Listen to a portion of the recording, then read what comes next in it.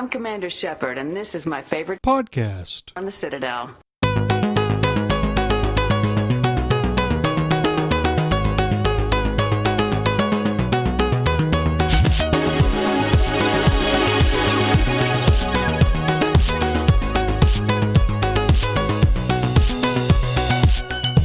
You are listening to Accidentally Casual, a podcast where nerds and games come together to slam a train off the tracks.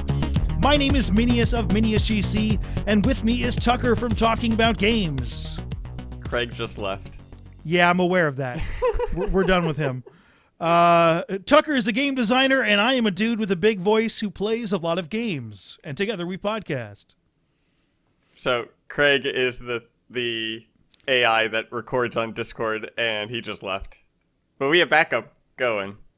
But as you were doing the intro, I watched him leave. Craig's supposed to be the backup, and they just added a new patch. That's probably what's going on. Anyway, you can catch Accidentally Casual. Usually it's on Thursday or Fridays, 9 a.m. Pacific, 11 a.m. Central, noon Eastern, 5 at night in the UK, and 4 a.m. on the East Coast of Australia the next day. If you have a question or topic suggestion, send it over to accidentallycasual@gmail.com or hit us up on Twitter. I'm at MiniusGC. Tucker is at AppyTucker. And now we're going to get real casual. We're going to look at upcoming games that we're interested in. Next week is the big show. We're going to do a year in review show. That's what we wanted to do now, but next week's show should come out on December 31st. It's too perfect. Yeah, that'd be kind of fun. And, I mean, like, we're not doing games that came out in 2020 just because... Oh, you're not. No, I'm not. Well, I mean, my top 2020 games are going to be games that I discovered in 2020. Some of them I'm older. like shame you for that. Oh, wait until you hear my picks as well. They're going to be... No, we're going to make unique. everybody wait until I hear your picks. Yeah. Next week. This one should be Christmas Eve, so have a good Christmas, everybody. Yeah. I am already in a great mood because I just got off work and it was my last day till we're going on Christmas break and so on like that. So I'm working with dogs, and the very last thing that happened at my job is I'm playing with an Australian Shepherd dog, like an Aussie, and it rips a toy. It just breaks it. The dog's name is Ripley. I absolutely love him. But he ripped a toy, and I was like, that is how my holiday is starting, is I'm buying a toy because I accidentally broke a toy at work with a dog. Wait, with a dog? But that's the dog? Whatever. Okay, this is not a dog podcast, even though it sounds like one. So we're going to have a discussion today on upcoming games. Yeah. Because basically we like talking about upcoming games. We did a podcast about an upcoming game for like a year. Well, yeah. Are you meaning upcoming as in all of 2021, or I mean is whenever, like in January or February? No, I mean whenever. A game that's going to happen, probably. So I was like, what are we going to do? I want to talk about a game, Outriders, and then I put out a thing on Twitter trying to see what games are you. No one cares about Outriders at all, which is fine. I'll get into that later. Anyway, this is the games that people are interested in from our audience. Well, what is Outriders? I'll get to that in a second. Horizon Forbidden West. Yeah, I was trying to talk, and you were trying to segue me before I got to what I was talking about. It doesn't work, Tucker. Have you played Horizon Zero Dawn? I played it a little bit on the PlayStation, but not much. What made you stop? Because you're not the only one who stopped. I was doing stuff at school. So I just had like an assignment and stuff like that I was working on, and then by the time I was done with that, I was just playing with other games and as well as the PlayStation isn't my main console. Yeah. Xbox is. So when I was kind of like playing that, and then I stopped for about a week. It is by far the most anticipated game from people who listen to the show. Oh, sure. You may want to give that a look. I've heard deeper fantastic things about the game, and it looks like I love the whole premise of it. The robotic dinosaurs and all this stuff. Like, you know what's that's awesome. It looks like it's nuts, and there's a real reason behind that. It's very scientific, very, very scientific. Reminds me a lot of Mass Effect in that way, which is why it's not that surprising. Are we able to talk about spoilers, or is the first game a game you don't want to spoil about? I mean, I'm assuming since you haven't played it all the way through. I don't care about spoilers. Like, I know you don't, but I'm assuming there are people here listening that are finally haven't gotten to it yet. So eventually we'll do probably a Horizon Forbidden West show, and we'll get into spoilers then. Well, but it'd be good if you good if you played it. Yeah, I was gonna say I'm if it's not coming out on Xbox, maybe if it's coming out on PC. But I mean, Horizon Zero Dawn is out on PC. Huh? It wasn't before. It was the first PlayStation game they'd done that for, so it is available to all people. That's nice of them. Which is very interesting. So yeah, you want to go play that? Go ahead. Sony I don't think Horizon. Sony isn't keen on their PC releases. Sony makes games to sell hardware. Yeah. And Xbox makes games to sell subscriptions. Yeah. No, to sell. They make games to sell. Stop that, Tucker. Xbox, I would say, is a lot more Xbox community loves everybody. than Sony. No, you need to knock that off with your love with Xbox. They are a company. Well, yeah, but I would still say that they're a lot more community focused. Yeah, because they want to make money off a specific gaming community with subscriptions. Anyway, we can get into that later. The second most anticipated game is actually Starfield, which wasn't highly anticipated last time I ran something like this. Starfield is the new Bethesda game. Bethesda. That's not coming out next year. This isn't about next year. This is about games coming up. Right. We don't know anything. They haven't shown any gameplay of that game. The only reason it's highly anticipated is that it's Fallout, Elder Scrolls in space, which seems perfect for our audience. I wonder if the gaming community is ready to go back into another hype train like that after Cyberpunk 2077, or if maybe the community has gaming community has kind of chilled a bit on the hype. We'll see. We'll talk more about that. One thing, I'm actually less hype on Starfield than I was after playing Cyberpunk, but not for that reason. First-person controls don't always sit with me, and the Cyberpunk controls really didn't sit with me. So I'm less optimistic that I'll really, really enjoy that, especially that it has to be a shooter, right? Yeah. In space. I mean, they haven't said that. You can also play all of their games in third person. You can play both Fallout and the Elder Scrolls series in third person. Which you couldn't back away. I have other issues with Fallout, but we can get into that later. The next most popular game is Dragon Age. You're a big Dragon Age guy, Tucker. We don't cover Dragon Age very well on the show. No, because I never left the hinterlands, and y'all were like, you should leave the hinterlands. I'm like, there's many games you haven't played very much of. Yeah. You still haven't gotten past the Griffin in Witcher 3. You couldn't get very far in Horizon Zero Dawn. That's just your thing, man. It's what happens when you play many games at once. I like playing the games and like feeling the mechanics of them and how the premise of it and stuff like that. And then I'll watch videos that are more breakdowns of the game or things like that. So we will have to get some Dragon Age. We've tried to do this a couple times and it hasn't worked. But get Dragon Age people in and do an actual Dragon Age show because there is a Dragon Age game coming out. And I think it'll be out before Starfield. That's my guess. I wonder how Dragon Age might stand up against Avowed, if I'm remembering it correctly. Avowed is the next. I mean, the way to compare that is it's like an Oblivion Elder Scrolls game, but done by the guys who did Fallout New Vegas and The Outer Worlds. Which is kind of funny because they're not the same company, but they're all making the same type of games. Yeah, well, I think they also were one of the first teams to actually work on Fallout. But I don't know Fallout's history that well. No, I think Fallout 3 was Bethesda. But Fallout 3 was the third game. Yes, but the first two were a different company. As well as it wasn't third person. It was more of We're like gonna look this up. isometric, if I'm remembering correctly. Well, I've never actually played. No, never mind. Okay, it's a studio. It may be just the people Studio involved with Ghibli? it. Is that? No. That is a Japanese Yeah. Animation 'Cause company, dude. you said studio something. No, I think it's a different. It looks like it's a different studio. Anyway, Let's see. Fallout 1, Interplay Entertainment was their name.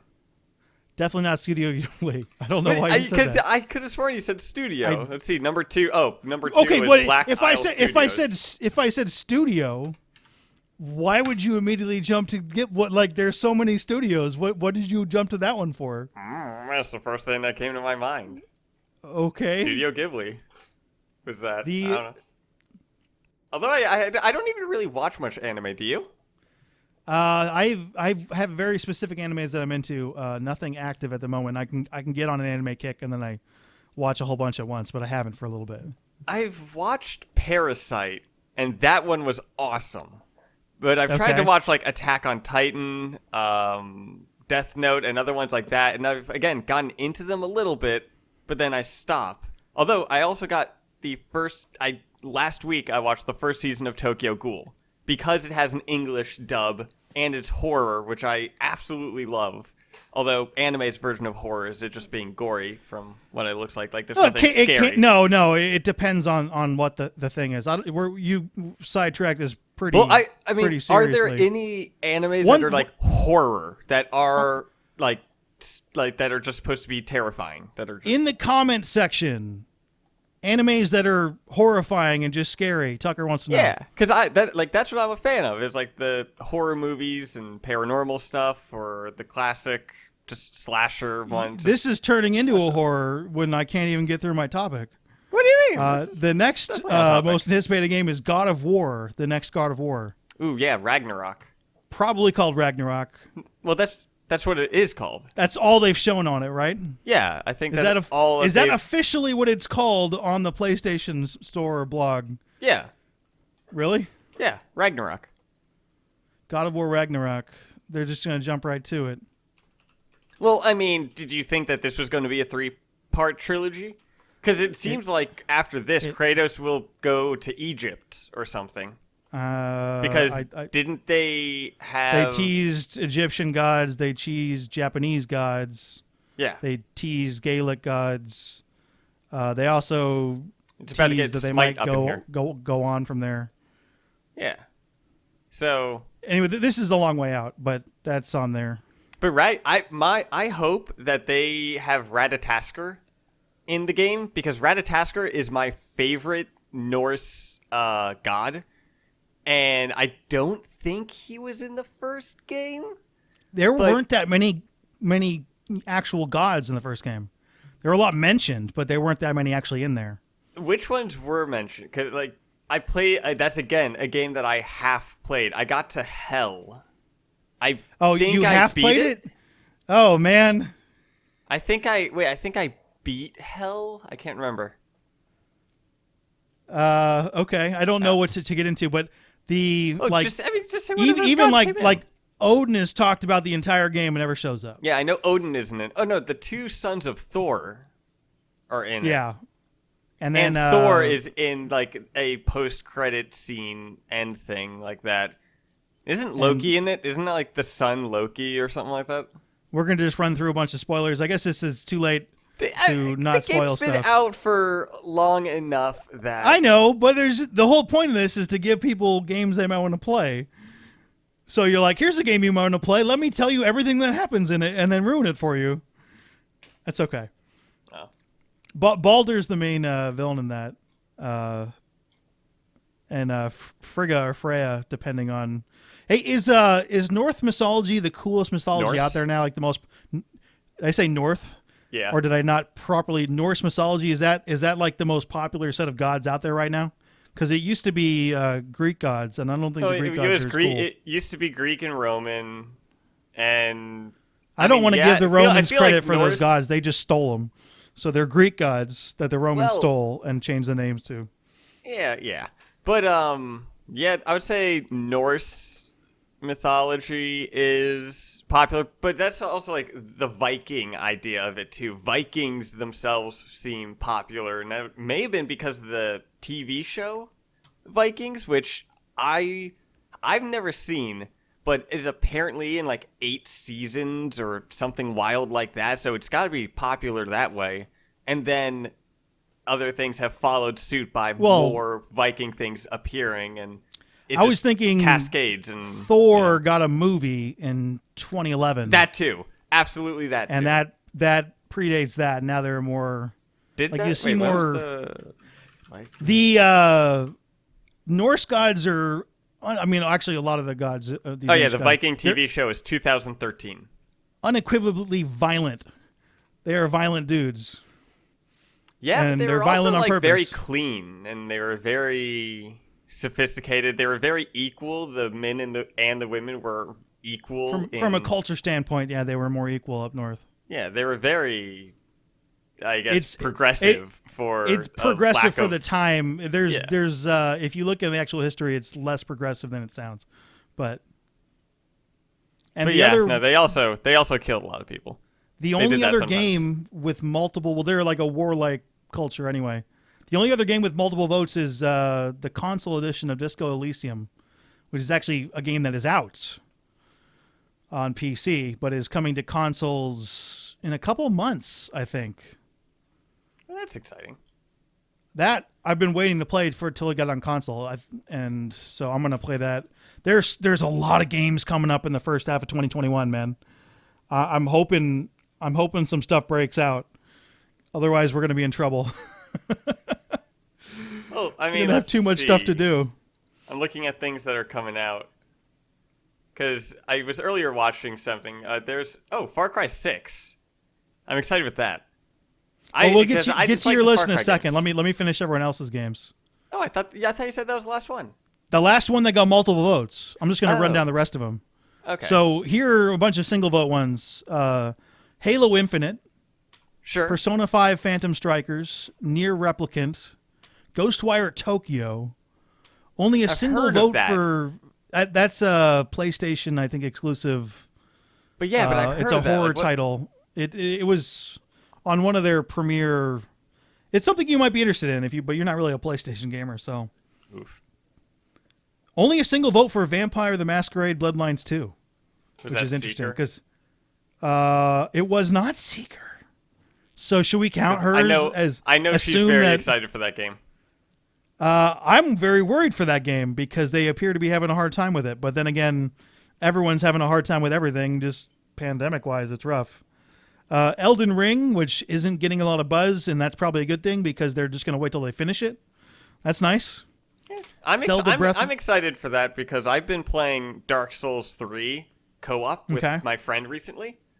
And I've never really been into the Dark Souls games, but I did enjoy Jedi Fallen Order, which is the same type of gameplay, but I'm just a sucker for it's the same Star Wars. type of layout. It's not the same really... I guess it's similar enough gameplay. Yeah. I always found and they've gotten less this way, it's like a light Demon version Souls of it. Dark Souls games a lot clunkier than I want my action games, and that's on purpose. It's more realistic. It's a lot of it was a strict block and parry, and then it evolved a bit.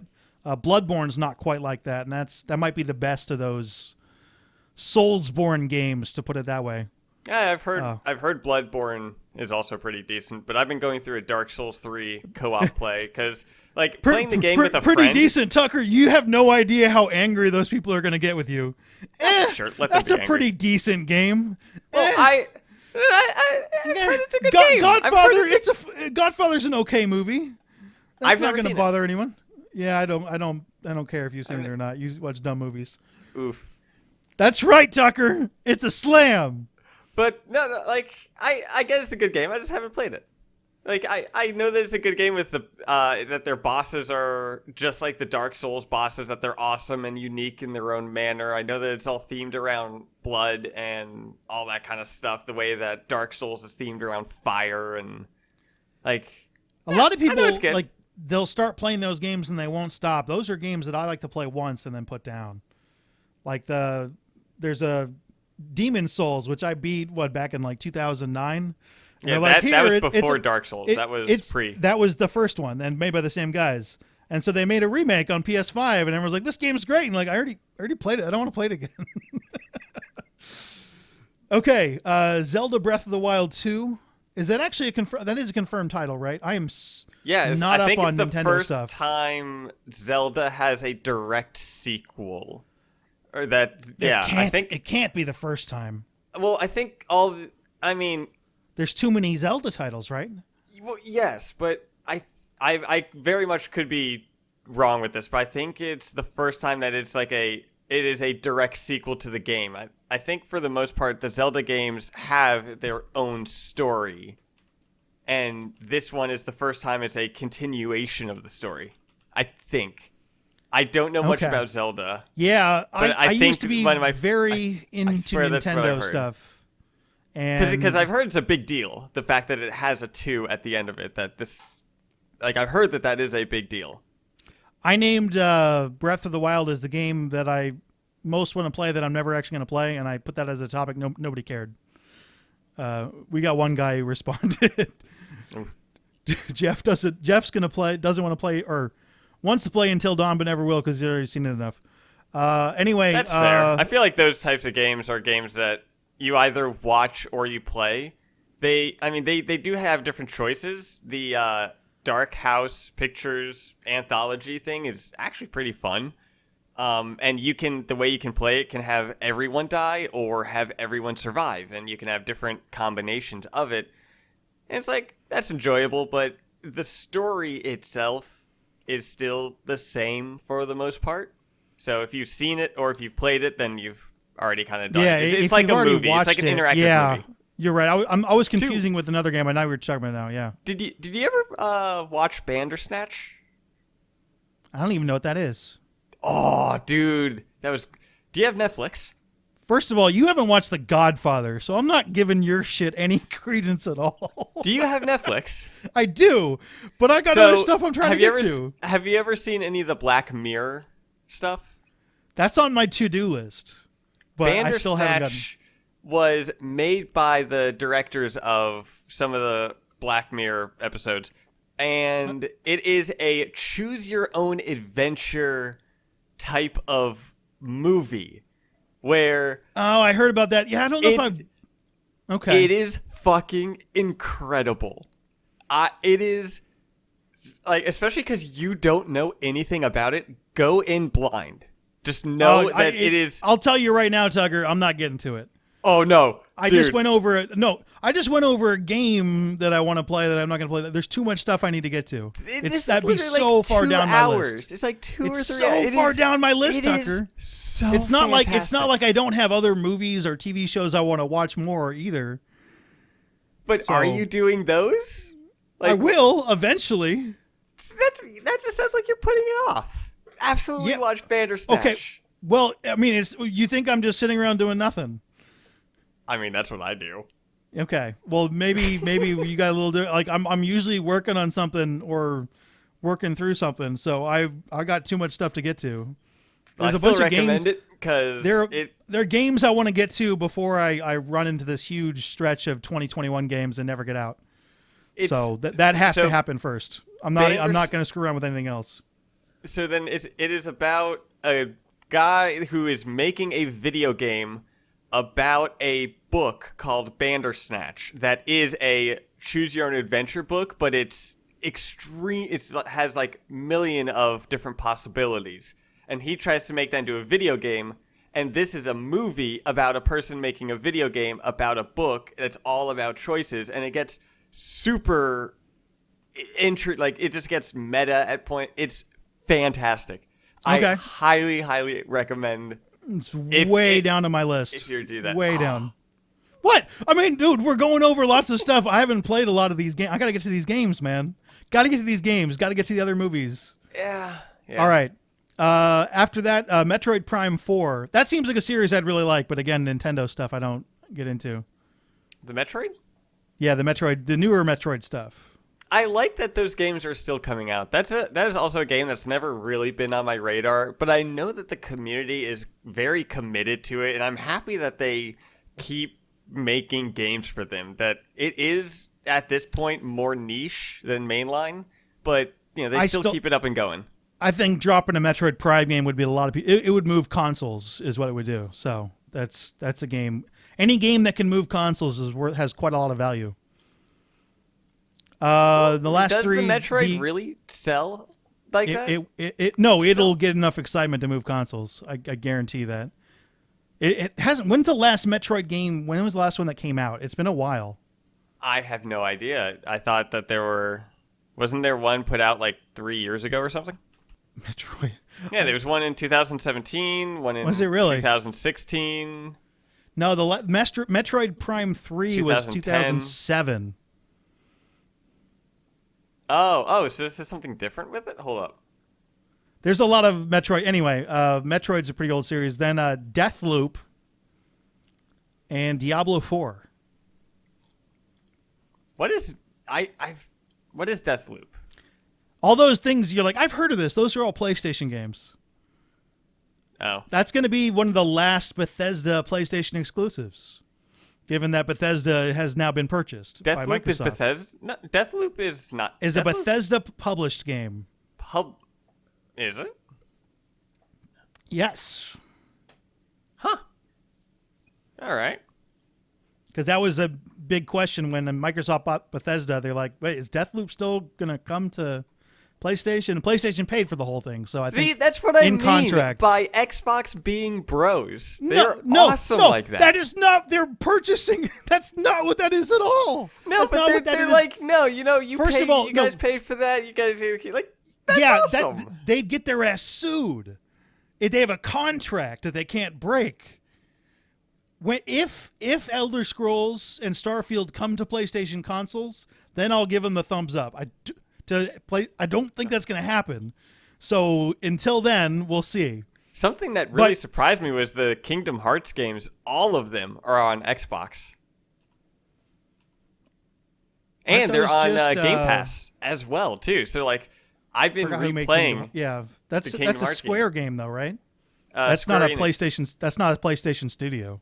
Well, no, it's just but a Japanese Kingdom Hearts studio. was a very what is the relation to a specific purchase here? You're all over the place today, man. You're all over the place. I always am. It's a mess. It's a mess. So I'm going to kick it right back to you. What are your 3 most anticipated games? And I'm going to let you mess this up. The Lego Star Wars Skywalker Saga thing. Really? Yeah. Top 3 most anticipated. Why is it that as opposed to any of the things we mentioned on this list? I'm just a fan of the Lego games. They're a very nice, relaxing game to play, and I absolutely loved the Lego Star Wars Complete Saga. Like, I have 100% specifically that game. I got all the achievements on Xbox. And I've done it all on PC. And then individual split-up games of those Lego Star Wars, I've done all of those as well, both on Xbox and PC.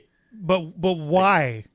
They're just enjoyable. Okay, I enjoy the Star Wars story and the Lego. Like, honestly, the Star Wars games, there haven't really been many great Star Wars games. For a while, with some there were a exceptions bunch of being, really good ones like in Battlefront the 90s. 2, like the original Battlefront 2. Okay, I was like, whoa. And the Republic Commando, the Star Fighter ones, like those are all fun, but there haven't really been any decent Star Wars games. There's Jedi Fallen Order, the newer Battlefront 2. They have fixed it immensely, and that's what I heard. Now is actually pretty fun for, like, if you enjoy those big massive games of it.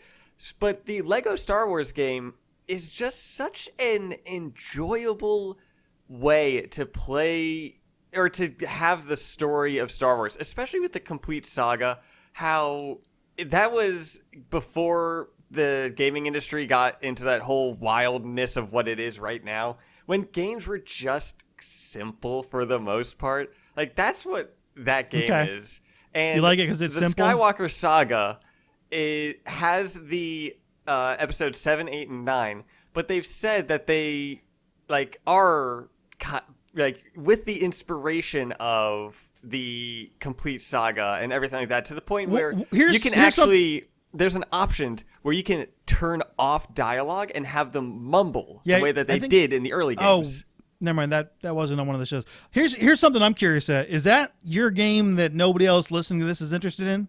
Or is there somebody listening who's actually interested in that game other than you? I'm not sure what the answer is. Like they're like also, that's on their highly anticipated list because that's. It's also like the Lego games were games that I could always play with my nephews and stuff like that because I was the video game uncle. I'm the one that works in the video game industry and everything like that. So whenever they came to visit, they'd play games with me. Theoretically, you are still the video game uncle, right? That hasn't changed? Yeah, no. I mean, compared to my brother doesn't really play video games. That something horrible might have happened with your wording. Oh. I was the video game uncle. Well, they're all dead, or now we're estranged. Here's my brother, but he doesn't really play video games much. So no, I'm still the video game. Okay, what else other than Lego Star Wars? Back for Blood, just again. Back for Blood, which just got announced. Yeah, and it's coming out June in 2021. I think the later part of June. Is it actually coming out in June? Yeah. There's an alpha apparently this weekend and stuff. I'm keeping I'm not watching much of it. I already know I'm going to buy it because I guess June sounds reasonable now. I'm thinking okay. It's made by Turtle Rock. It's essentially Left 4 Dead, but a just different take on it. And it's Left 4 Dead minus the copyright lawsuit. And I'm enjoying that. Wait, I thought Turtle Rock had Left 4 Dead. What happened? Well, I mean, Left 4 Dead is Valve. That's right. Okay. They helped create it, and then Valve. So it's in essence it's another spiritual successor type, which I'd like to see more of. If I recall correctly, Left 4 Dead, or the premise of it, started as a mod for Counter-Strike. Which also is what started Team Fortress 2, was a mod for Counter-Strike. And Portal started as a video game called Narbacular Drop, I think, which was a student-made project where instead of portals with a gun, they were demon portals that you would place around, but it was still the idea of you go through one and you pop out the other. And a person from Valve was at the University of Washington because Valve is out here in Seattle. When I was working at Bungie, Valve was like a block or something away. But a representative was out at this college, saw that, and had the kids come and pitch the game. And from what I've heard, the pitch was not even 15 minutes long, where Gabe already said, yes, we want to buy your game idea and make it into something. And that is what was made with Portal. Sometimes that works out. Which Portal, the idea of it was to help sell the orange box, which was the collection thing for that. And then Portal, which the success of that allowed Portal 2, which is one of my absolute favorite games. The single player is beautiful. Co-op is so goddamn fun. This is about anticipated games. What's your third most anticipated game, Tucker? Let's see. If you don't have, I had 3 ready to go. So I'm looking at cheating a little. So you don't have one offhand. Hogwarts Legacy. Hogwarts Legacy. Yeah. Why? Because Harry Potter is something that was my cocaine. When I was a wee lad, my mom would have to take I had the Harry Potter books that I would stay awake up at night reading over and over and over again, that my mom would have to take away from me. And then if she took the books away, I had audiobooks of Harry Potter, and I would just go through 1, 2, 3, 4, 5, 6, 7, and just start right back over. The audiobooks of those are actually really damn good. Oh, the guy who does those is fantastic. Yeah. Can't remember the guy who voiced I think him. it's Jim Dale. Dude, yeah, it's a lot more like a performance than it is just a reading. He did every voice so damn well. And God, I love the Harry Potter, just the world of it. When I lived in Florida, I went to Universal. this game takes place like 100 years before Harry Potter was born, right? Sure, no, but I love the world Okay. of it. I love the magical world, the creation of it, all these the different monsters, these beasts and stuff like that. Like I have the how there's the movie Fantastic Beasts and Where to Find Them, and how that's kind of I have an actual original book of what the Fantastic Beasts and Where to Find Them, and it's supposed to be like a mock book of what Harry and Ron and Hermione, what they have in the world, and it's literally just a dictionary of a bunch of different mythical creatures and stuff, and it's like a D&D thing, but with these magical creatures in the Harry Potter world. It's awesome. I just love the world. It's such a fun world. I've been waiting for a game like that to come out because it seemed like such an obvious thing. Yeah. Where you're like, you're going to go to Hogwarts as a kid, and now you get to pick what house you're in, and you're going to learn magic, and you're going to run and do stuff. I'm a little surprised it's taken so long for them to get there. Actually, there already was something like this. No, we're not talking about the Lego stuff. No.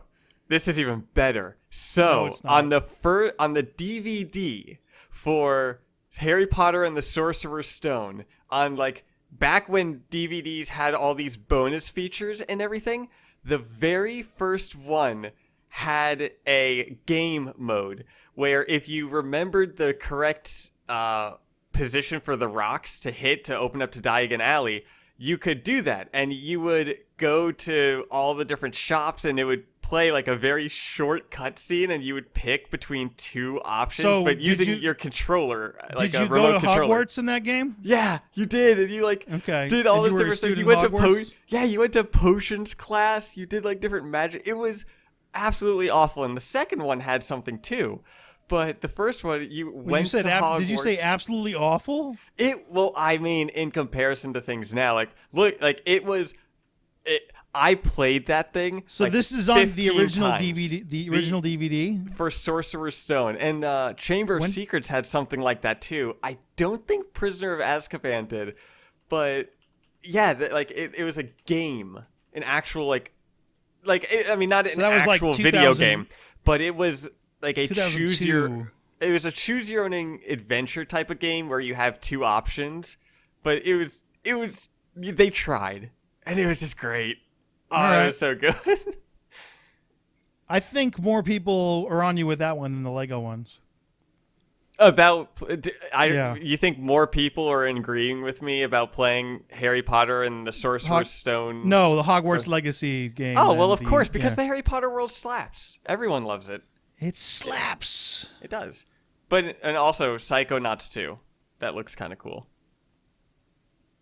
So, yeah, you always cheat. I do. I'm not looking forward to next week's show now that I think about it.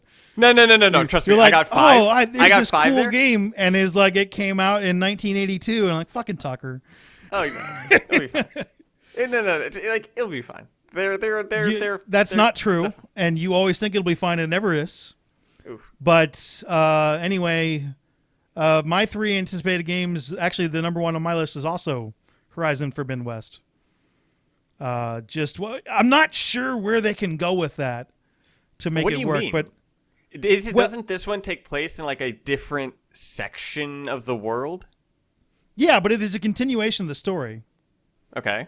Does a lot of different character like die at the end of the game? No, there's a lot of different directions they can go with in the story, but it's unclear where they're going to go. We can talk about this on a show if you end up playing the game. No. My second one is Outriders, which wasn't mentioned at all. And I'm actually not... I'm a little surprised, but I'm not that surprised. Most of these games have strong story elements to them, right? The Outriders plot, and this sounds familiar because I swear you played this game before. You're a bunch of space colonists that put yourself in stasis and go to a planet, and then something goes wrong, and you wake up later, and you have to survive on a planet that's hostile and has a weird force. It's really, really generic.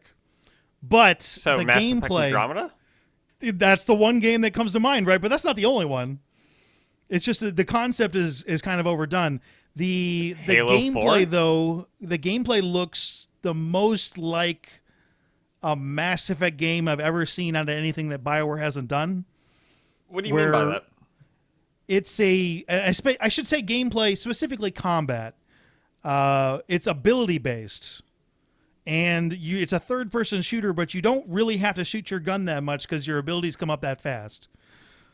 So a lot of games that are shooters have abilities with them, but they come around, like once every 15, 30 seconds. These are quick cooldowns where you can run around and throw. It's not space magic. It's more like superpowers at people. Slow down time, Control? throw fire. I have played Control. Okay. Yeah, but that's not quite like what I mean there. It means you have a specific ability attached to your right bumper, a specific attached to your left bumper, and cooldowns and that kind of stuff. So it reminds me a lot of where Mass Effect 3 multiplayer went, and potentially it's a co-op game. Potentially will scratch that itch for me that I've been waiting for a while. Okay. And if it's good, then I'll talk about it more in the show. I have no idea if it's going to be good or not, but it looks interesting to me. The studio hasn't really done a lot of their own games, so they're breaking out. And then the third one would be Starfield, even though we've seen absolutely nothing on that. It's all based on anticipation. But that's not coming out next year, is it? Tucker, this is not games that are coming out next year. It's games that are coming out eventually. I thought you said that I know. The top 3 of 2021. I said the top 3 of games that are coming out. Yeah, I thought you meant of 2021. Never said 2021. We will go through this. I will have to listen to it, and if I am wrong, I'll add a weird sound effect, but you're wrong, so I'm not worried about that. Yeah, probably, but I'm still sticking with my choices. I like it. So these are all up anticipated games, and I put this out on Twitter, and friend of the show, Babito, came out with a tweet. Basically, I'm not anticipating any games. Did you read his first tweet? Because he deleted it before I could read it. No. Okay. And then he realized that that tweet was no fun. Boo. So he sent us some, but here's a bunch of questions, and we're going to talk about this as a general topic now. The general theme of it, though, is why are the games industry and games fans so obsessed with games that haven't been released yet? Why is that, Tucker? So, wait, repeat the question. Tucker, you answered this in like 4 paragraphs last night. Well, yeah, but I'm not going to give verbatim the same answer, but to get my spiel going. So why are the games industry and games fans so obsessed with games that haven't been released yet? I mean, that just kind of sounds like asking why are people hyped for something that excites them. When I was in college, I took a class that was called Psychology of Play. That was actually one of the first classes that we took. And it's essentially just of what makes things enjoyable, of why play is fun and all this kind of stuff. But asking of why do people get excited for these types of games that aren't coming out yet? And it's because the human brain is incredible when it comes to coming up with ideas. If you look at Cyberpunk, when that game wasn't out, everyone was thinking of what they were going to do for their character, how they were going to build it, how they were going to customize it, how many playthroughs they're going to go of, this playthrough I'm going to be this type of person, then I'm going to be a corpo in this one, and all these different types of ideas and all these plans. But then the game comes out and expectations aren't met. I think usually those expectations actually negatively affect the game, which is what Babito's getting to, but I still love doing that. And I totally understand it. It's part of the entertainment to me at this point, thinking about what a game's like. This might be a bit of a surprise, but the brain is a bit biased, and it likes to think of enjoyable things. When there's a game coming out that you're excited for, your brain likes to go, hey, I'm excited for this. Maybe I can do this in the game because that'll be fun. It's human nature to be excited for those things. Okay, let's continue on this topic. Does that obsession work to the detriment of the quality of games and the quality of life of the people working in the game industry? Has it changed the quality of games? I don't think so. I think what it is the gaming industry itself is becoming more popular. That the video game industry used to be more niche, just kind of like the comics industry or the film industry or things like that. Like it started small and grew, and now that every single person essentially plays video games, now you're marketing towards everyone, and everyone is talking about it now. And yeah, I think like he's that, talking more specifically about games getting crunched on the way out, and it goes into eventually how sometimes these games are released in shoddy, unfinished states, and sometimes the fans are disappointed or their expectations not met. I don't think the obsession of that has any impact on whether or not there's crunch. It's more of a financial issue, right? Because once a game gets announced and comes out, it's got an interest level that will die off at some point if you wait too long. Well, it depends on the game. Depends on that the is studio. true. Again, but for a lot of these games, like years. if you don't market a game and pump it up and then put it out, it can get completely buried. Buried. I mean, Cyberpunk was 8 years, and Duke Nukem was also like. Cyberpunk is not the best example though, because Cyberpunk came after multiple excellent games from a developer. Well, Duke Nukem was like the video game. Yeah, but then that was like 15 years later, right? Yeah. So that didn't work. But everyone was excited for it. Everyone was like, "Oh my god, Duke Nukem's coming back!" And then I did not know anyone who was excited for it. Well, because it was excited, was announced towards the end of that. 10 years ago. It was announced 10, 12 years ago and in development for that long. And when it came out, it was trash. It was awful. That's what I heard. Specifically, when it comes to developing games, the longer it takes to make a game, the more it costs.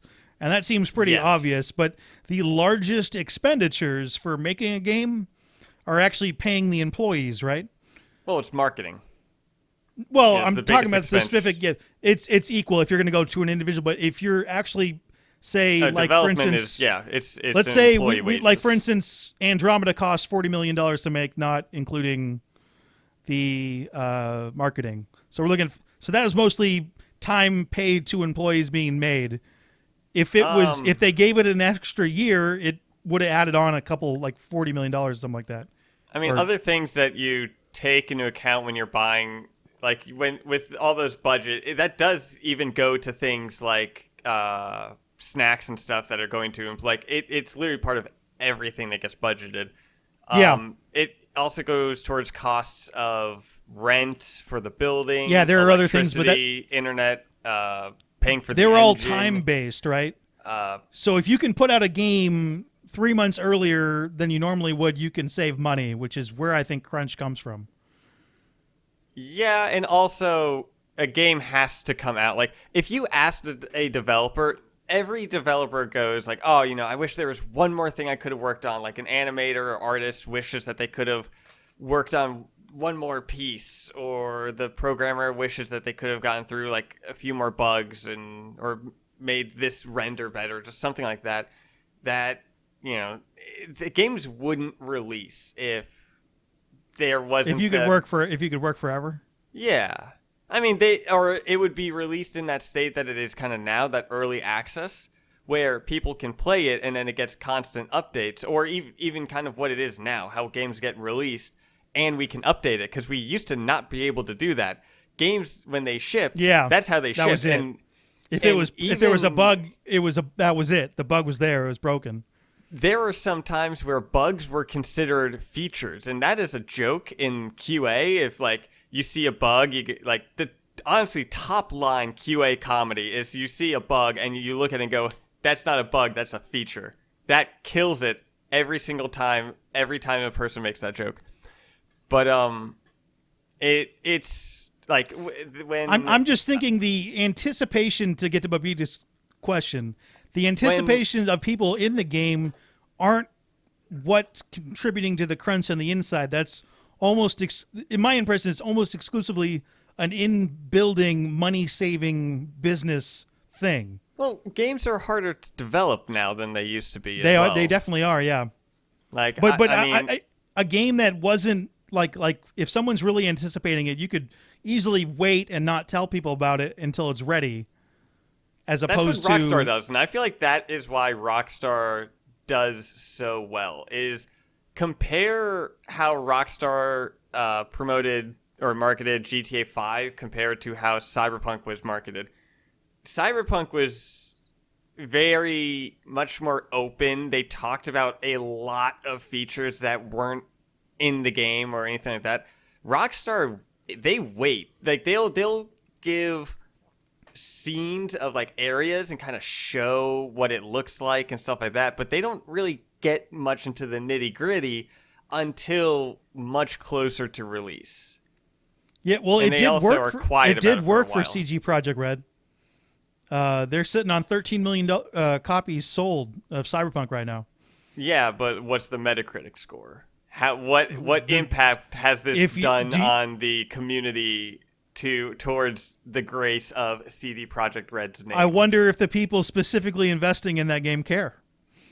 Well, which is a problem have because you they seen should. How much their stock dropped? Yeah, I mean they should care, right? Yeah, no, they I did mean, cash it in.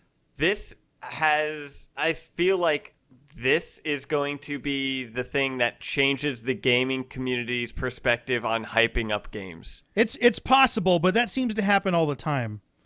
But I don't think it's been something of this scale. I think like Not this is really, going to no. be the hype train that derailed, that is going to break that glass ceiling, is going to be the thing that makes people think twice when they're like, it's like, wait, which is a bit of a shame because I like hype. You know, I like it when people get excited. Yeah, for I like things, 'cause hype, like and it too. we should also point out there are people who are really, really enjoying this game. Like, Yeah, no, I even enjoy with its it. I'm bugginess, enjoying yeah, it. like really, really enjoying it. And you're playing it on the older consoles too. Yeah, I'm so playing on Xbox you're not One. even getting But a My a great God, version of the internet is not happy with this. There's It some is- people going way too far. There is some This- wild things that I have, like death threats that are going on, and then CD That Projekt stuff's Red is ridiculous. also having some issues where just the way that certain people are reacting in it of like one lead, I don't know specifically their position, but they retweeted something that was an article about the fans shouldn't have been so excited for it, even though CD Projekt Red's marketing is very I mean, they have entire ads based around customization for your character, and that means jack shit in the game. It is like yeah. Well, It's the marketing was very different than what the game was. yeah, interesting connection. I think the reason we're talking about this now, Babito's comment to why are people anticipating games still, has to somewhat come down to this one, right? The fact that the Cyberpunk 2077 did not hit its lofty expectations and came short by a significant amount in different areas. Yeah. Which too. The game was I'm still haven't gotten to it yet because I'm waiting for they just started patching it again. Well, 1.06 just came out. I heard. Like just came out, so you can download that now. That game is apparently it was 17 gigs on the PlayStation. That title's gonna inflate to like 200 gigs of it's memory not space. going That's to not be. good. It's That's not not going to good. beat Modern Warfare. I don't think Or it will actually- either, but It's not going to beat Modern Warfare. I imagine they're not optimizing the size of those either. They're just trying to get them out. So eventually they'll be able to fix that. There is actually a fantastic video by a YouTuber named Ray Civic that specifically he recently put it out. It was like last week or something like that, called "Why Games Are Massive," and talks about why the games like Modern Warfare are 200 something gigabytes, while I just bought Stardew Valley on PC and it was like 500 megabytes. Well, that's Like, yeah, that one makes sense to me. The one that didn't make sense to me is Ghost of Tsushima was like 35 gigabytes a download. And that's the prettiest game I've ever seen on the PS4. no, I think he talks about. I couldn't believe it. something of It that. has to do with the engine, I think, on that point. It's a great video. I highly recommend it. It's 13 minutes long. Send me a link and we'll try to put it in the description box. The Cyberpunk 2077 reminded me a lot of Andromeda because we spent a lot of time on Andromeda, and then it came out buggy, and I was like, oh man, these poor guys. I still absolutely enjoyed that game.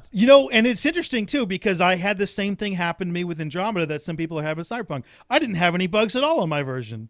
Oh, I had a lot of bugs. Okay, the bugs were like really small, and then people were like, oh, it did this. I'm like, it did? It did that? Really? I was also playing on an incredibly powerful PC compared to the average market at the time. I mentioned that smoothed over a lot of the stuff. Well, I was on Xbox, but I mean, it was also it's which Cyberpunk is also kind of getting this as well as it's the fun thing to make fun of right now. So at least it did well. I always was worried about that game specifically because they hadn't made a game like that before. And usually games, and this gets into more, games get better as people have more and more attempts at it. They learn how to improve things, improve gameplay and stuff, which is also one of the reasons why future games are more anticipated than other stuff, because generally people build on stuff. Bobito asks, like, is it just the graphical fidelity of these new games that's improvement? No, it's all of it. It's the gameplay. It's the worlds in it. People learn and grow with each other, and this industry of games grows differently than things like movies and TV because it's so tied to technology and how many. Well, that and also, like I would say, video games. People have a more connection or can connect more with video games because it's an interactive medium rather than a passive like TV and movie stuff. You'd sit there and you watch while like video games. Yeah, interact. there's definitely more of a connection, I think. Moving if you around. get into it. Yeah. But just the technology, I mean, just the fact that you can have more NPCs with better AI and all that kind of stuff really changes things compared to older games. He mentions games like Portal holds up very well, right? I think you'd agree with that? Oh, absolutely. And I haven't played Beyond Good and Evil because that didn't seem like that might. Does that still hold up? I don't know. I've never played Beyond Good and Evil. Okay, yeah, that's something. There's the second one coming. Maybe that's something that we should get to. Another thing. He also mentions Knights of the Old Republic. That game does not hold up very well, Babito. Having played that a couple times recently, it was amazing. It was an amazing step forward for RPGs of its time, but it has been passed many times over coming forward. So generally, and that's my opinion, sequels always have better combat than their predecessors and better game. I guess not always is the right way, but they always improve in certain ways, and you're getting towards a higher point. So in games, you can always say, hey, there's better stuff coming, and you're always right. With movies, you can't say, oh, there's better stuff coming. You don't know that. You don't know that with music. You don't know that with television. But with games, it's so based on technology and growing of each other, and it's also a lot younger of a medium. I mean, I would say that movies and music or movies and stuff, they do improve. Music might be a bit different because it depends on what gets you into the musician, but a lot of times music is what's coming from the singer. I would say it depends on what kind of movies you're into too. Artist.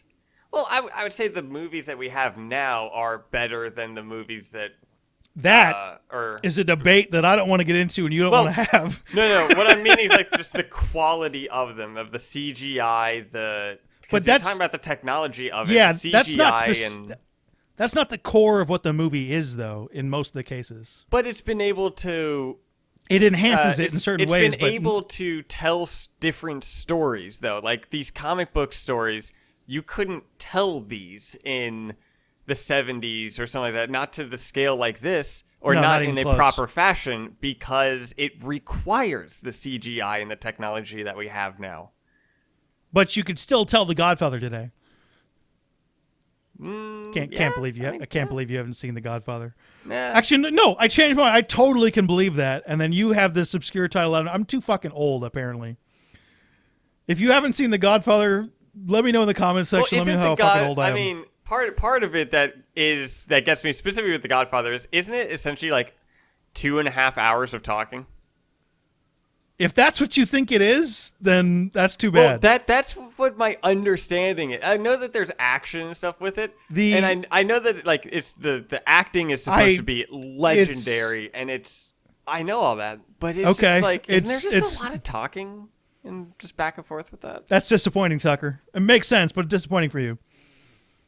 I'm disappointed in you in a different way than I was normally. Now you're sounding like my parents. That's right. Here's the final related question from friend of the show, Babito. I'm glad he's a friend of the show, by the way. I like having friends of the show. We don't have many friends of the show. Oof. Ouch. Does this current trend towards classic titles being remastered indicate that this obsession with the next shiny new title is starting to give way to an appreciation of classic titles? My answer to that is no. The trend towards classic titles is that they're very, very safe and cheaper to make. Yeah, I mean, like with with remasters and remakes and stuff like that, we already know that this game sells well, and we know it's popular, and we know it's a safe sell. But so the Mass Effect let's talk about the Mass Effect Legendary Edition, which is coming out probably in March, right? Yeah, but what matters in my opinion of just what matters with a remaster or remake is the intent behind it. That you can have a cheap remake and a fantastic remake and have them be the same kind of thing, but if it's the intent behind it, like Destroy All Humans or SpongeBob Battle for Bikini Bottom, both of those remasters are old games that aren't like the big top market games right now, but you know, the intent behind them was for nostalgia and for newer gamers to play a game that they haven't really played much before. So it's like, yeah, no, that remake or remaster, I feel absolutely justified. Here's a question that you may or may not know the answer to. How much easier is it to remaster a game than make an entire new one? I would say it's easier to remaster than to easier, obviously, but how much easier? I mean, you don't have to come up with a story. You don't have to come up with gameplay mechanics of balancing. I mean, the hardest how much part time would it shave off? Like, it's got to be that much cheaper to make, right? I mean, not an entire remake. I don't know specific because I don't know specifically of cost and stuff. I just know like it's easier to develop a remaster than it is to come up with something new. Because for something new, you have to come up with everything new, while the remaster, half of the work's already done for you. I think a lot of that trend, too, is you see this in movies and television shows. How many remakes have there been in the last, 20 years? Because it's already got a built-in audience. You're just, we're going to remake that. And we're like, okay. Yeah. And you remade it. We've always done remake stuff. I mean, we've remade movies. Music has done covers and stuff like that, or they've used similar backtracks or beats or whatever the thing is for it. And stories have used the same premise or been rewritten, but with slight changes, or they just changed the name character. We've always done things like that. It's because we know what works. We know what people enjoy. Anyway, it'll be very interesting to see how this Mass Effect Legendary Edition does, but I really think the purpose of putting that out was that it's a lot easier to put that out than a new game. Well, I mean, that was my anticipation. This is easier. They already know people like it. That's why they're doing it. Not really in the likes of an appreciation of it. More that this is going to sell well for less money. Well, my hope though with the Legendary remaster is that they do more than just a shiny coat of paint. That they do kind of unify the games in a sense that they maybe add. I think they've specifically said they're not doing that. Because Gears of War remake, I think, added an entire campaign mission that was missing. Boy, that would be really cool. I do not think they're doing that, but then again, we've gotten a couple paragraphs on it, and that's it. So, I think Gears of War 1 was missing a mission. You're supposed to get the bomb on a train or something like that, and then the next cutscene, the bomb's already there, or it's like a weird jump that a mission was cut, and the remaster added that mission back, I think. Interestingly enough, I'm trying by to the way, Google it. the guys who are doing Outriders worked a lot on Gears of War. So that's where their titles come from. Someone be interested in that game. They're in a tough spot. I'll let you. I'll hope. I hope it's good. All right. What games have you been playing that you want to talk about? Because I have a game that I've been playing that I want to talk about. What game? There's a bunch of games are on sale right now with Xbox Game Pass. Pick one not game. Game Pass. Pick one game that you want to say. Hey, talk about this game. Yeah, I've been playing Townsman, Kingdom Rebuilt, which is I don't know what that is at all. Yeah. It is a not a city building game, but it is a medieval game that it's a medieval castle building game, but you're more individually building where the farms are, where the mine is, the forester, the hunters, the windmills, and all that kind of stuff, and you're moving around troops and. So is this a game you've actually dove way into, or is it just a game that you've played? I like the art style of it. It was very interesting. When I was younger, there's a game that I absolutely loved called Stronghold 2. Is from the Stronghold series, which is a medieval castle building game, and I enjoyed that. So I got this game because it looks like it's similar, not as much of a focus on combat as what Stronghold is, but I enjoy those games. They're ones that you can kind of sit back and just kind of play. So the game I've been playing has the worst title of the year. Oh.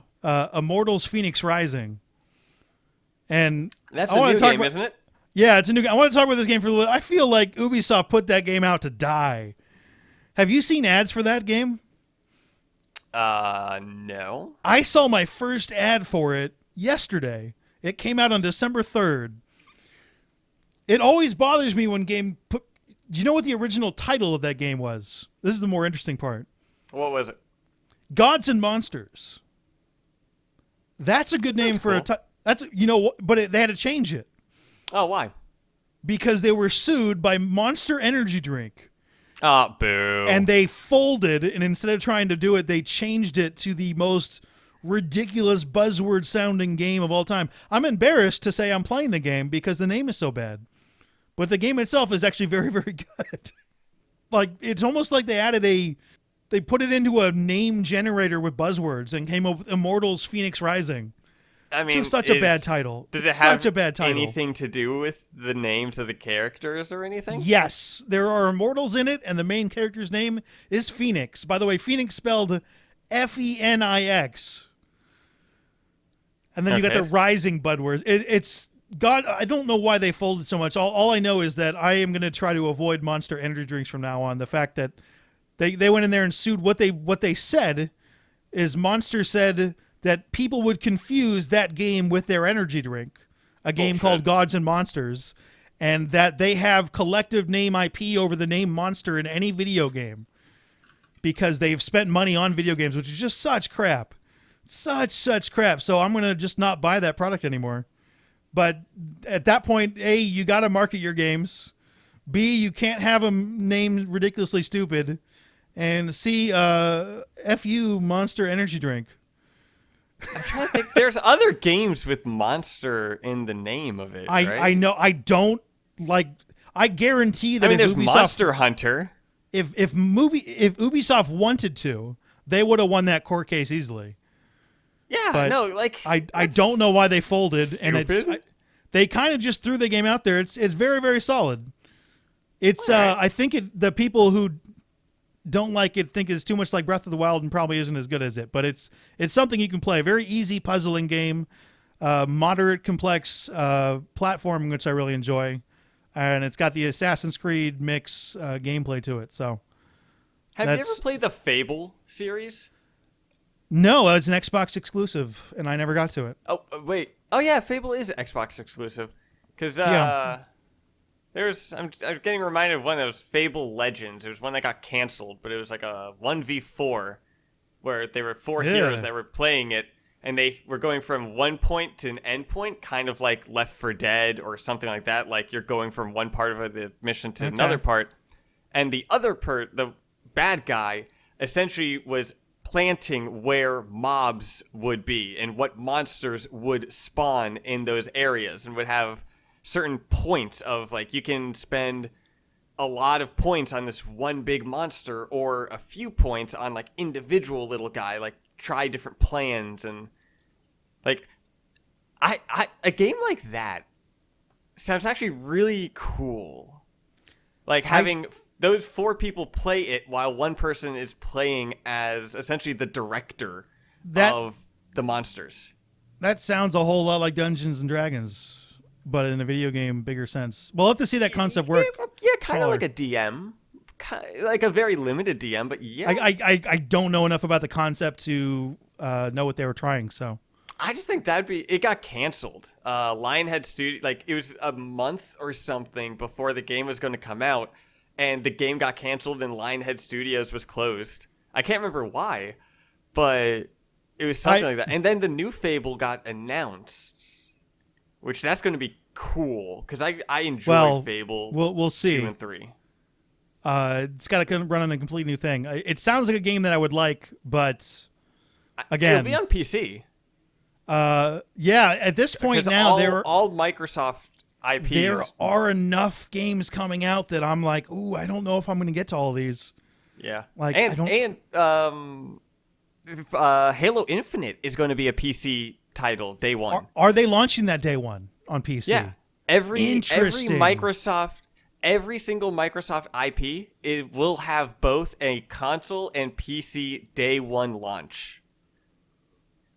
So Halo Infinite I think that will be the first Halo, like the first mainline Halo. Halo Wars 2 is on PC. I think it had a normal PC launch, maybe not day one, but it did have a normal PC launch. But Halo Infinite will be launching day one on PC, and it will be free on Xbox Game Pass. Yeah, you sound like a Microsoft shill. You really do. Because when I get excited, I just but you they've got you by the balls, man. It's just how I talk. This is how I talk about any game that I'm excited about. They're so wonderful. You're like, all right, yeah, they're doing good stuff because they were losing. We have a question that was written into accidentallycasual@gmail.com. Actually, that's not true. Ooh. This was in the comment section. But I want people to email. No one uses email anymore. Do I have to go through the comment section to get questions? Yes.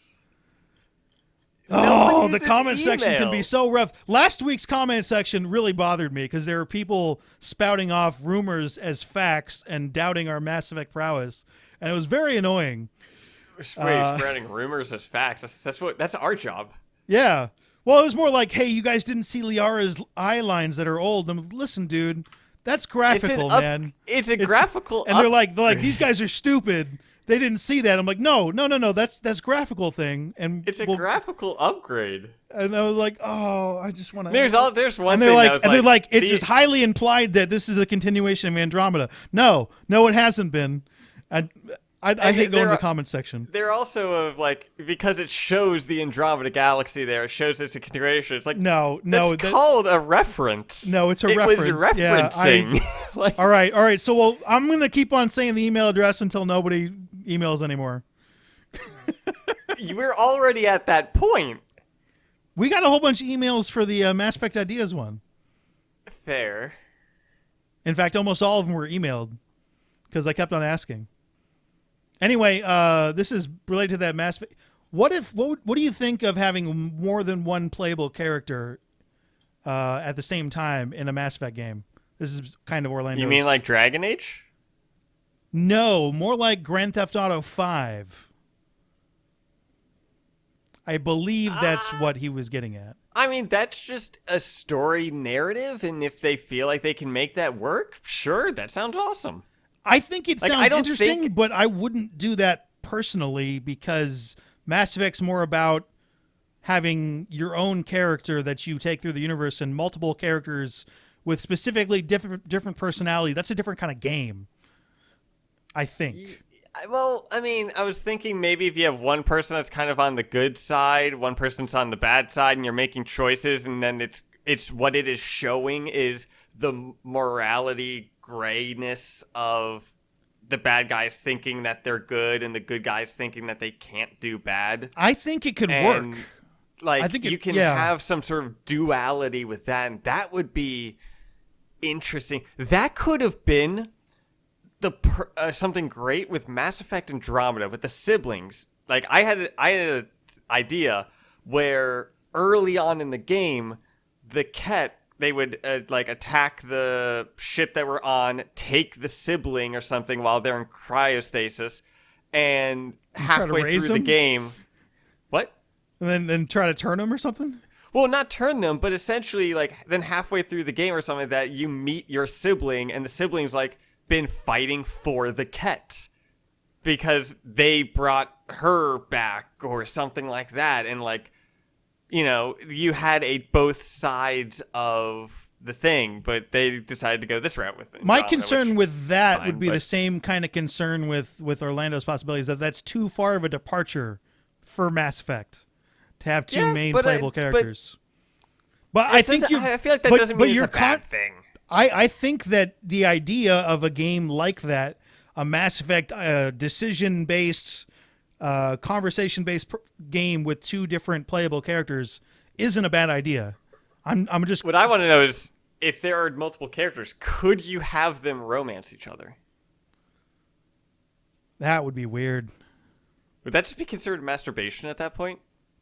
I think that's more active. I don't know how people play their games these days. It's time for the obscure Mass Effect character of the week. This week's character actually was written into accidentallycasual@gmail.com. Comes from Natasha. And it's sure, there's a lot of characters in Mass Effect named Natasha. You have to specify a bit more with Natasha is this person who nominated the character.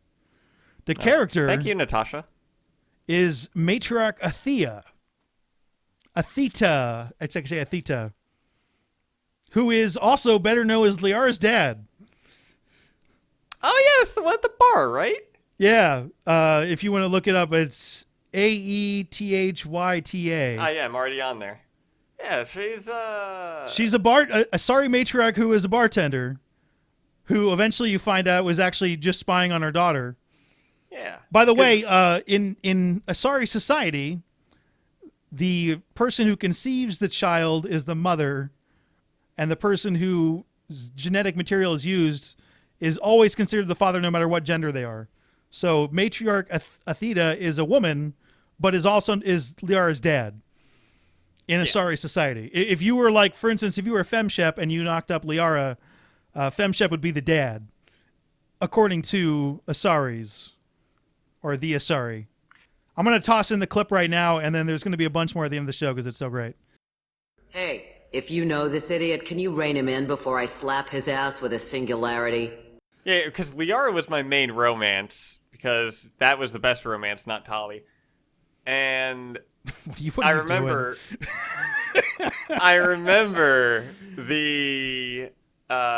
specifically, the matriarch, Athena. She first pops up in a conversation with Conrad Werner, and somehow manages to steal a lot of his thunder in that.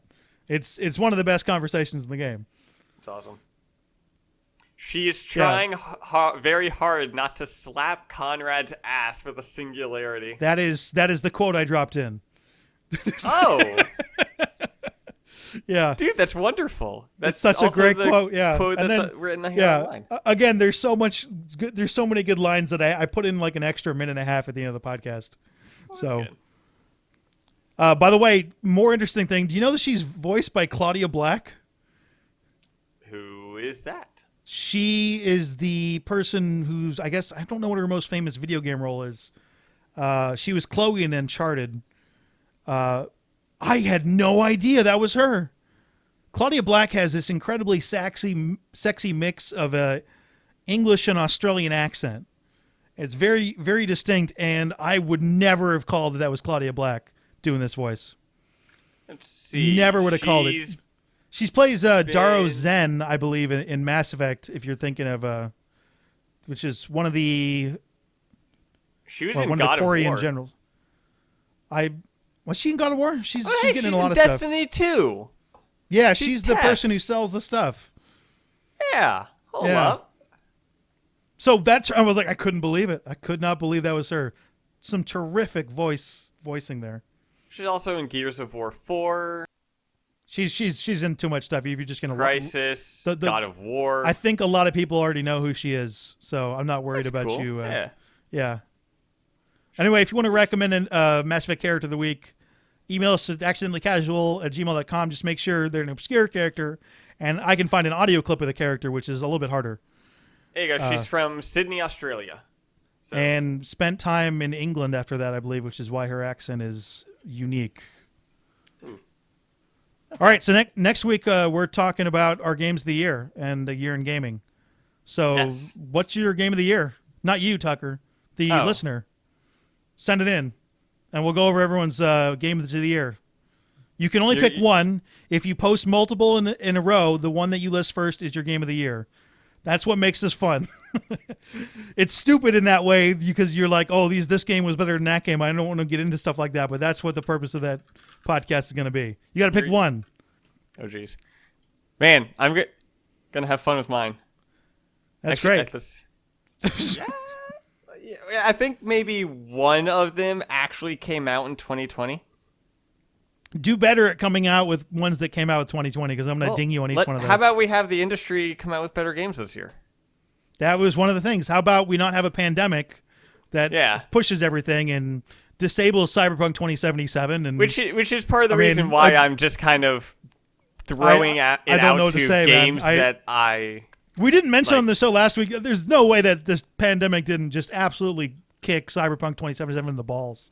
There's no way. It had to have, probably right? did. Although I think the pandemic helped in some points. Like, I am a big Marvel MCU fan. I bet it helped in and sales.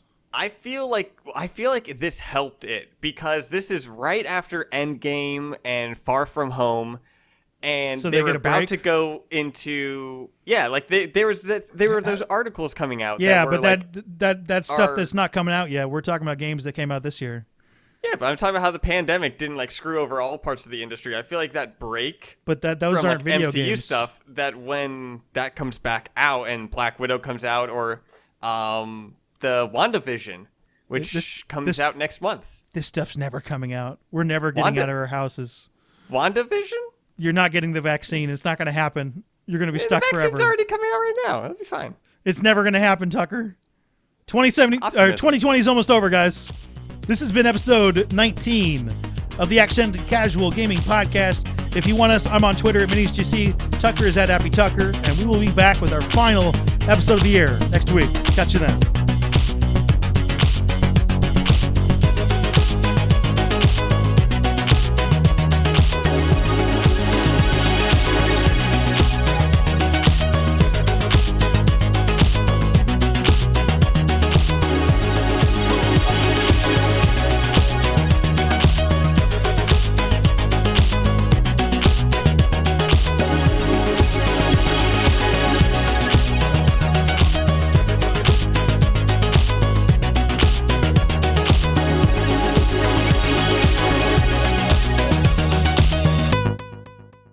Thanks for taking care of that crazy guy. Saves me having to beat him to death with his own spine. That makes the other customers nervous. You're an Asari matriarch? I thought matriarchs served as honored advisors. Right. Which I do here at this bar. Why is a matriarch in a bar serving drinks? It's better than what most other matriarchs are doing. Look at that screw-up with Saren and his Geth a few years back. Their ships were hanging bare-assed in space when Saren started shooting. If not for you humans, we would have bought it right there. And I warned him. Told people on Thessia what was coming and they didn't want to hear it. What didn't they want to hear? That art and philosophy and political prowess wasn't gonna cut it. We can't go a single Asari lifetime without some big war breaking out. We need to get our daughters working earlier, not spending their wild maiden years stripping or in merc bands. When I started talking about making new mass relays ourselves, they laughed the blue off my ass. So now, I serve drinks.